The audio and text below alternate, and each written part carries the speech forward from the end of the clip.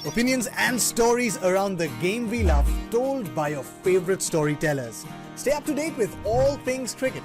Subscribe to CricBuzz's YouTube channel and press that bell icon now. हम क्या wait करें RCB की? सारी दुनिया वेट कर रही है कि आरसीबी ट्रॉफी जीत जाए। क्या इस साल जीत पाएगी? देखिए, एमएस धोनी ने कलम को हिलाया, विराट कोहली ने तो हमको 6 महीने पहले हिला दिया था, कहा था कि कप्तानी नहीं करेंगे, और इन्होंने लिया फाफ डू प्लेसी को। फाफ डू प्लेसी अच्छे खिलाड़ी हैं, हमें अच्छे लगते हैं। पार्थिव, आप तो उनके साथ खेले हैं चेन्नई में, आप बैंगलोर में भी खेले हैं। पहले तो इसकी बात करते हैं कि बैंगलोर और चेन्नई के जो दो सेटअप हैं, उनकी सोच शायद थोड़ी अलग है। एक बिल्कुल ही, मतलब एमएस धोनी और विराट कोहली की तो पर्सनैलिटी भी बिल्कुल अलग है एक दूसरे से, तो खैर टीम तो अलग चलाएंगे।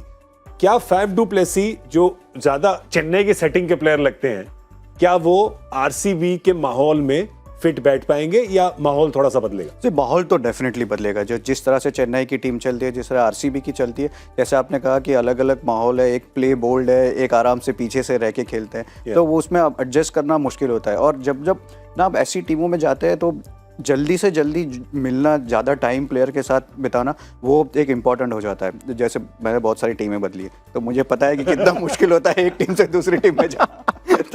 तो जैसे अगर फाफ की एक एडवांटेज यहाँ पे ये है कि बबल होगा, तो आपके पास और कोई चॉइस है नहीं। आप बहुत सारा टाइम ना टीम के प्लेयर के साथ ही बिताएंगे, आप कोचेज़ के साथ बिताएंगे, तो वो उनके लिए एक चैलेंज ज़रूर होगा।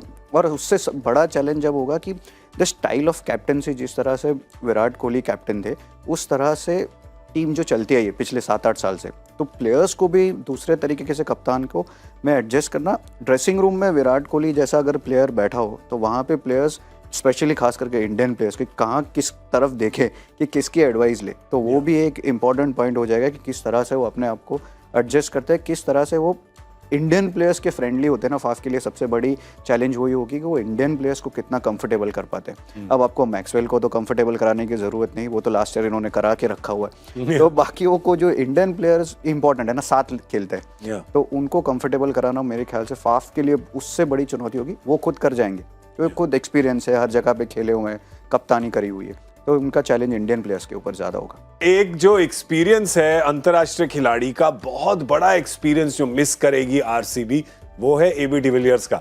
उन्हीं के बचपन के यार, school friend, best friend Faf du Plessis को ये लेके आए हैं, पर एबी डिविलियर्स की कमी जो है वो तो कैसे नहीं फील करें?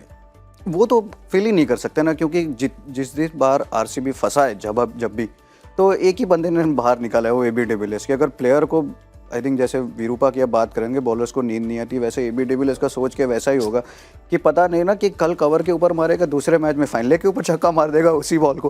पर अब जिस तरह के प्लेयर है, जिस तरह का कंट्रीब्यूशन उन्होंने आरसीबी के लिए किया है, विकेट कीपिंग भी करी है, जिस तरह से कैचेस पकड़े हैं, और जो भले ही कप्तान नहीं थे, जैसे विराट कोहली जो रोल करेंगे अभी, वो रोल एबी डिविलियर्स टीम के लिए कर रहे थे, कि he was one of the leader, कि लोग उनको देख के, इंडियन प्लेयर्स उनके साथ टाइम स्पेंड करते थे। वो एक इतना बड़ा फिगर ड्रेसिंग रूम में ना हो तो उसका फ़र्क तो पड़ेगा। प्लस बल्लेबाजी को तो आप मैच नहीं कर पाओगे, वो तो आप किसी को भी ला दो, आप कहोगे कि हाँ मैक्सवेल है, दूसरे 2-3 प्लेयर है, विराट कोहली भी है, विराट कोहली खुद भी बोलेंगे कि यार एबी डिविलियर्स के जैसे मैं बैटिंग नहीं कर सकता। नहीं, और एक और वहां पे खिलाड़ी हैं जो सीबी से आरसीबी गए हैं। जी हाँ, क्रिकबज़ लाइव पे हमारे साथ थे, सीबी यहाँ से चले गए हैं आरसीबी, वो हैं दिनेश कार्तिक। उनका भी तजुर्बा काफ़ी काम आएगा वहाँ पे। पर अगर हम बात करें सिर्फ विराट कोहली की, यहाँ पे आपका एक वर्ड बाय कॉल, सलामी बल्लेबाज के नंबर 3? अगर मैं एक बार दोबारा टीम देखूँ और मैं ओपनर्स अगर काउंट करूँ, तो मुझे लगता है कि फिर मैं विराट कोहली को नंबर, फाफ डू प्लेसी अगर ओपनिंग करने आते हैं, अगर कोई ऐसा ओपनर है जो एज ओ ओपनर में ज़्यादा बेनिफिट कर सकता है आरसीबी को, तो मैं उसको प्रेफर करूंगा और विराट कोहली को नंबर 3 प्रेफर करूँगा। अगर वो है नहीं, कोई मुझे लग नहीं रहा, दिख नहीं रहा है कि कोई और ऐसा ओपनर जो बेटर पावर प्ले को कैश कर सके, तो फिर विराट कोहली और फाफ डू प्लेसी की जोड़ी नज़र आती है। बट मैं बिग फैन हूँ कि विराट कोहली नंबर 3 खेले, क्योंकि पावर प्ले में क्या हो जाता है कि फिर उनके ऊपर प्रेशर रहता है चौके मारने का, और कभी कभी फिर जब वो चौके मारने का प्रेशर रहता है तो उसमें गलती हो जाती है, आउट भी हो जाता है। अगर विराट कोहली जल्दी आउट हो जाता है, दूसरी टीम का मोराल ऊपर हो जाता है। जैसे सचिन तेंदुलकर जब आते थे भारत के लिए खेलने, अगर वो पावर प्ले में आउट हो जाते हैं तो दूसरी टीम हावी हो जाती थी फिर इंडियन टीम के ऊपर।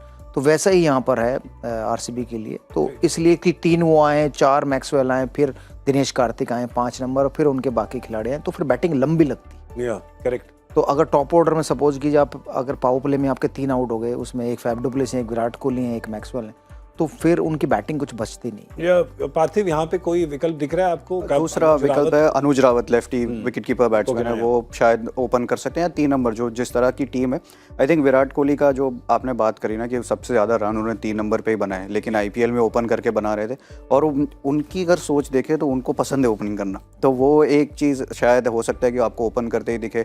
और अनुज रावत हो गया, लवनीत सिसोदिया, वो भी दूसरे लेफ्टी कीपर है, लेकिन इन दोनों में अनुज रावत जो एक आई थिंक दिल्ली के है, काफ़ी प्रॉमिसिंग प्लेयर, तो वो आपको वो या ओपनिंग या 3 नंबर करते हुए नजर आएंगे इस प्लेइंग 11 में। अगर एक बार दोबारा नज़र डालें ना उसमें, हमारे जो टीम का जो वो था, 4 विकेट कीपर हैं जी, दिनेश कार्तिक, फिन एलन, सिसोदिया और रावत। फिन एलन न्यूजीलैंड वाला ओपनर। न्यूजीलैंड, हाँ, तो वो 4 विकेट कीपर उन्होंने लिए हैं, तो 4 में से कम दिनेश कार्तिक जरूर खेलेंगे, शायद वो कीपिंग भी करते हुए नजर आएंगे। पर कीपर की बात ना करें, की प्लेयर की बात करें, तो इनके लिए की प्लेयर उस लिस्ट में देख के आप क्या फीलिंग्स आ रही हैं आपको? कौन होंगे इनके की प्लेयर इस सीजन?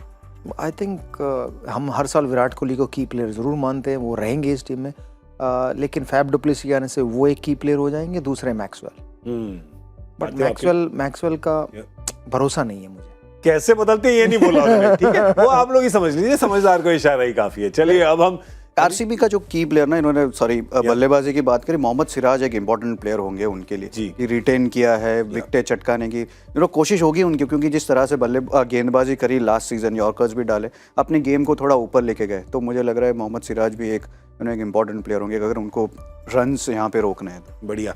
बट जो सबसे ज्यादा नुकसान हुआ है आरसीबी को, मुझे वो लगता है वो है युजवेंद्र चहल का। जी बिल्कुल, कि उनके बेस्ट गेंदबाज थे उस छोटे से बैंगलोर के ग्राउंड में या दुबई के ग्राउंड में, क्या बड़े काम आते, सबसे ज्यादा विकेट लेते थे, सबसे किफायती गेंदबाजी करते थे।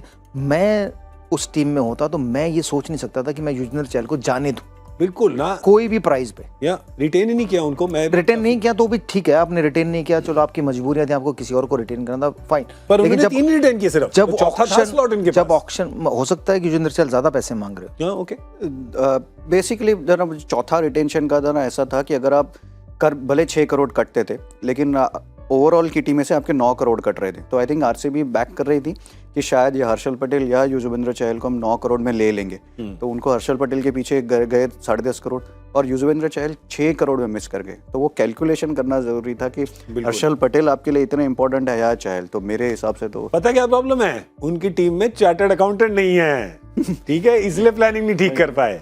एक रखना चाहिए, उन्होंने मतलब चार्टर्ड अकाउंट उन्होंने बुलाया न्यूजीलैंड से। सही बात है, वहाँ बैठे तो सब कैलकुलेशन वो कर रहा था, बिल्कुल, और हमारे चार्टर्ड अकाउंट में थे संजय बांगर जी वहाँ, तो वो भी कैलकुलेशन कर रहे थे। तो मुझे ऐसा लग रहा है कि वो उनको जाने नहीं देना चाहिए था, क्योंकि वो शायद उनकी गेंदबाजी के की बॉलर थे, मुझे ऐसा लगता है। ठीक है, मोहम्मद सिराज हैं, वो एक्सपीरियंस उन्हें मिल रहा है, भारतीय टीम में उन्होंने बहुत बढ़िया इंग्लैंड में प्रदर्शन किया, इंडिया में प्रदर्शन किया, लेकिन जब क्या होता है, जब सारी जिम्मेवारी एक पर आ जाती है ना, तब मुश्किल हो जाती है। तो अगर 2 या 3 गेंदबाज होते हैं और वो आपस में बांट लेते हैं प्रेशर, तो आसान हो जाता है, क्योंकि वो बातें भी करते हैं, अच्छा यार तू यहाँ डाल लियो, मैं यहाँ डालूंगा, इसको ऐसे कर लेते, उसको ऐसे कर लेते। अब क्या है कि सिर्फ मोहम्मद सिराज एक गेंदबाज हैं और बाकी उनके साथ वो नए गेंदबाज होंगे, क्योंकि वो आरसीबी से खेले नहीं है, तो थोड़ी मुश्किल होगी। तो इसलिए मुझे लगता है वो मिस हो गया युजवेंद्र चहल आरसीबी से।